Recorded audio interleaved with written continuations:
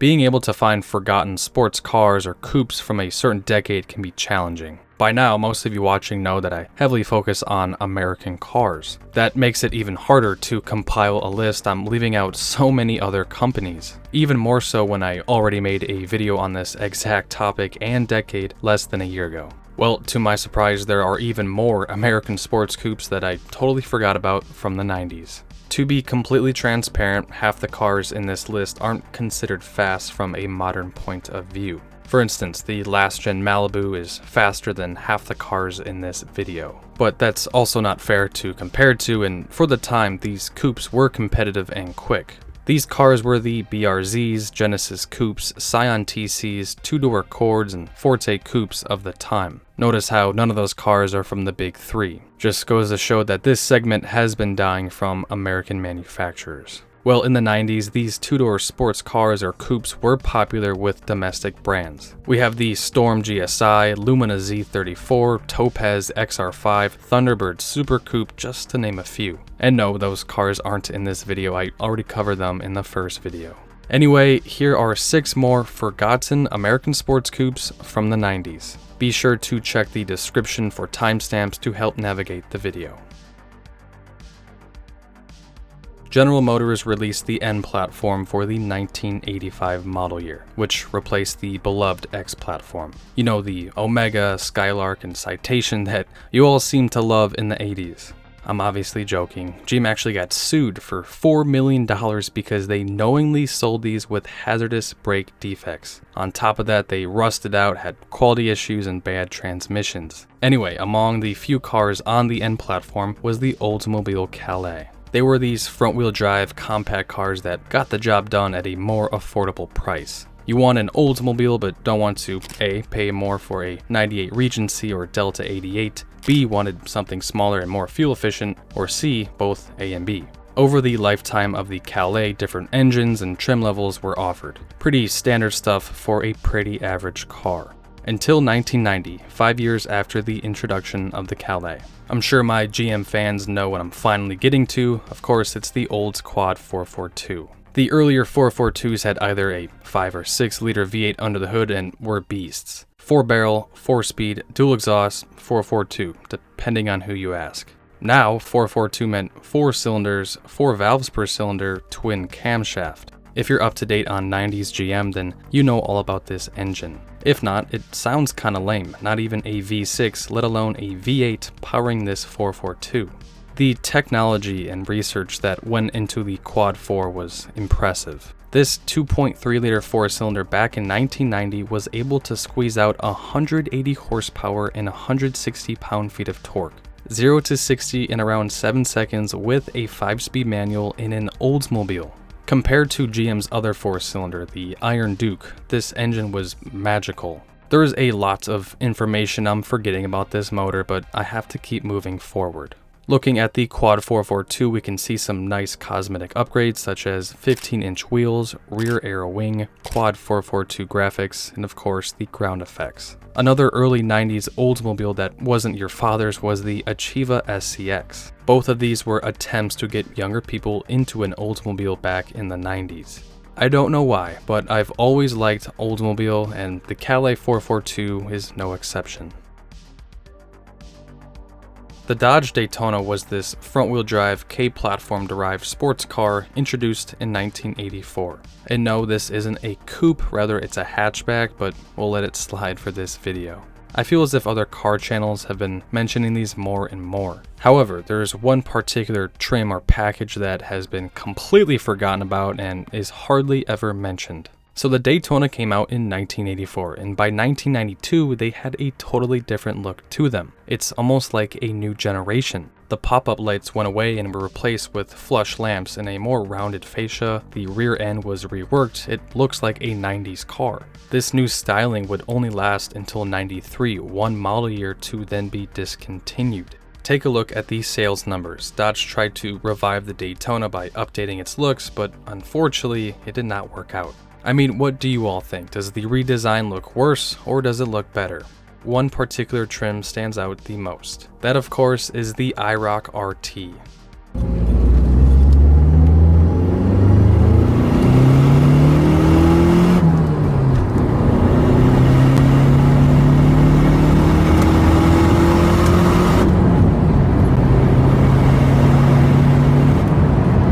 This was the last hurrah, if you will, for the Daytona. Under the hood was that double overhead cam Turbo 3 that pumped out 224 horsepower and 217 pound-feet of torque. Lotus designed the dual overhead cam cylinder head and direct ignition system. This was the same engine in the Spirit RT that gave the SHO a run for its money. For 1992, this was very impressive, 0 to 60 in around 6.2 seconds. One of my favorite pictures I came across was from a 92 Dodge sales brochure. We can see the IROC RT on the far left sitting next to a Stealth RT Turbo, and of course the Viper RT10 on the far right. All of which are in a bright red. What a different time for Dodge.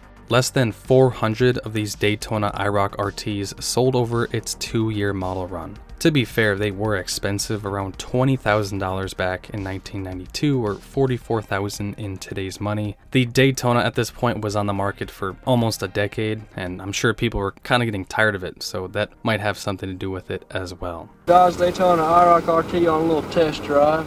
I heard they can handle pretty good. It's got some power to it. What exactly are you testing today? I'm going to test this little side road here, testing out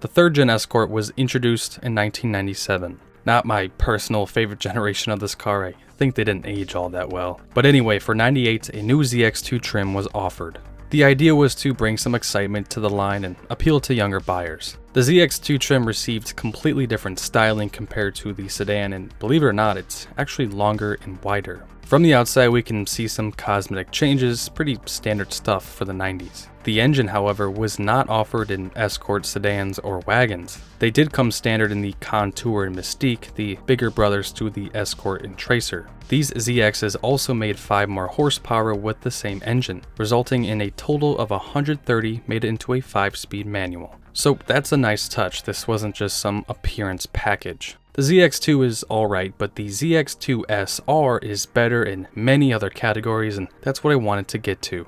The ZX Street Racer was introduced in 1999 and would live on until 2000. Only around 2,100 units were made, with just 110 in 99. I should also point out that, yeah, this car barely makes this list. The idea was to compete with the other affordable sport compacts such as the Cavalier Z24 and Neon ACR. This package costs an additional $1,500 from the ZX2. So what did you get? It came with stiffer suspension, nicer struts and bushings, more efficient intake from Roush, rear disc brakes, stronger clutch, different exhaust, reprogrammed ECU, and performance pressure plate. On top of that, the SR trim received some cosmetic upgrades to both the interior and exterior. In terms of power output, we're looking at a 10% increase, or 143 horsepower made it into a 5-speed manual. 0 to 60 in around 7.5 seconds, which isn't terrible for 1999, but from what I've read, owners say it's a very fun car to drive.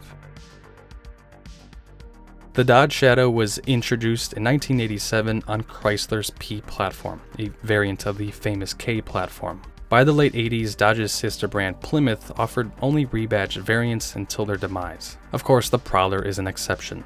The sister to the Shadow was the Sundance. Now, technically, like the Daytona, the Sundance is a hatchback and not a coupe. But it's still got 2 doors, and I don't know if I would ever feature this car anytime soon. Fast forward to 1992, a new trim was offered, Duster. Now, I'm sure a few of you are familiar with the Duster name. For those of you who aren't, the Plymouth Duster was a sporty coupe version of the Valiant offered in the 70s. So you can only assume that adding this nameplate to the Sundance meant business. We're talking over a 50% increase in power compared to base models. Under the hood was a 3-liter V6 sourced from Mitsubishi. In terms of numbers, 141 horsepower and 171 pound-feet of torque. 0 to 60 in around 8 seconds, and they came with either a 5-speed manual and 4-speed auto.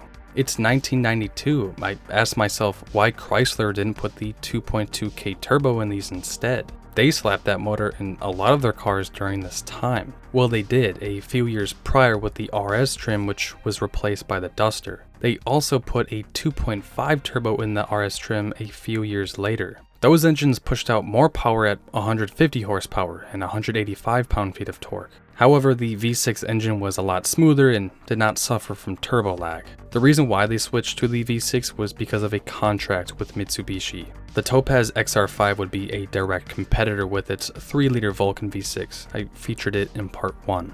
Along with having a bigger engine, the Duster package received some other upgrades. Special 15-inch wheels, Duster graphics, body-colored grille and trim, sports suspension, fog lights, and some interior touches. The Dodge Shadow and Plymouth Sundance at the time weren't anything special. The Duster trim was kinda cool at the time, but I would say that in 2024, seeing a Sundance Duster is first impossible, but also a lot cooler than it was in the 90s.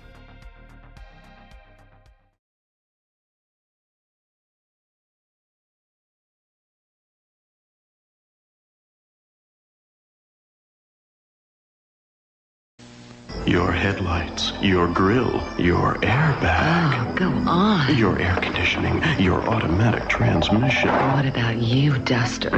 So well equipped. Whoa. And that racy V6 would drive anyone wild. Plymouth Duster. A lot to love for under 9,000. We have so much in common. Like a choice of warranties. Ooh. Plymouth. Intelligent machines. Hey, would you two knock it off? Whoops.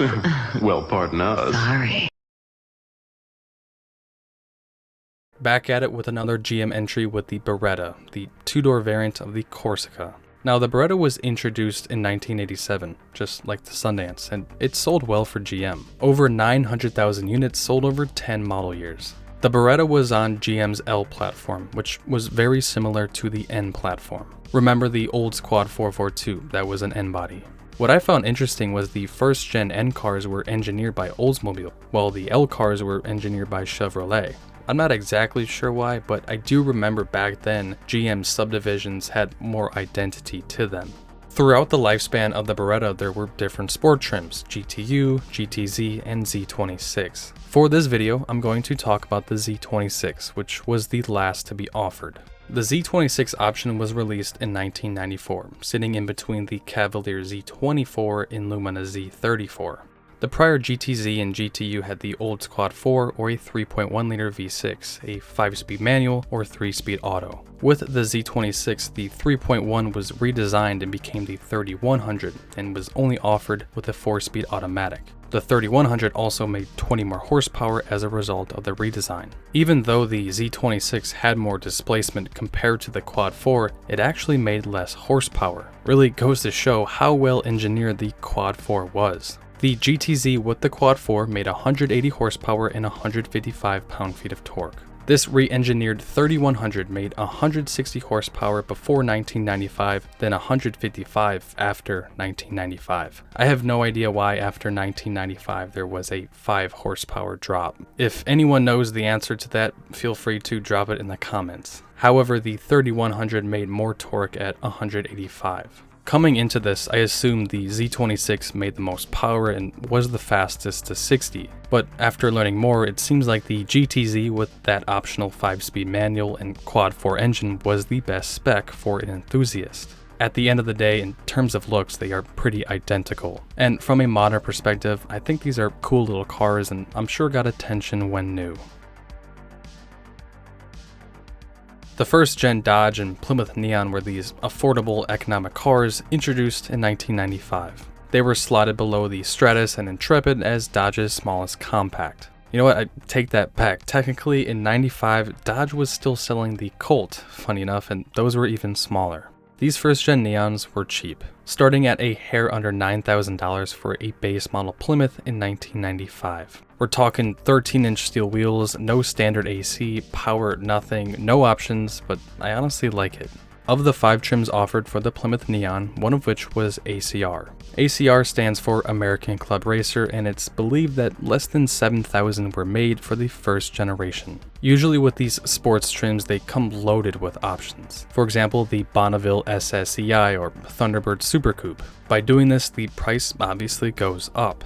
As it turns out, that was not the case with the Neon ACR. They came with no air conditioning, no stereo, cloth seats, manual windows, and because of this, they were more affordable. Some people don't need those added options that are common in a sport package. They'd rather just get the performance goodies. And speaking of performance, what was the Neon ACR working with?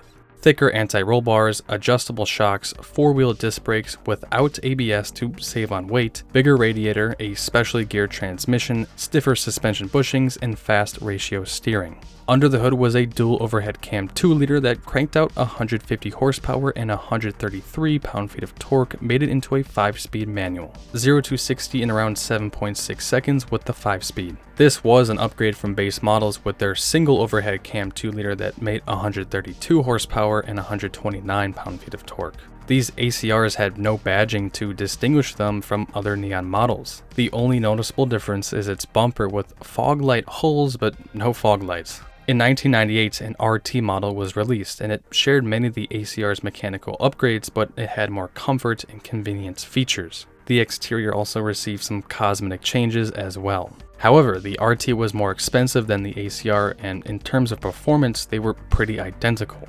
I do like what Dodge was doing here. Give me the performance upgrades, not comfort and convenience add-ons that drive up the price. And there you have it, 6 more forgotten sports coupes from the 90s. If you haven't forgot about them, then props to you because I know I did. All of the cars mentioned are becoming harder and harder to find for sale or on the roads. So this was sort of a tribute to remind everyone watching what the 90s offered from the big 3. Sorry to my Ford fans with the one single entry. I was going to add the Mark 8, but then I would have to add the Riviera. I don't know, maybe there will be a part 3. That is going to wrap it up for this week's video. I sure hope you all enjoyed. Enjoy the rest of your week, and I will try to see you all next week.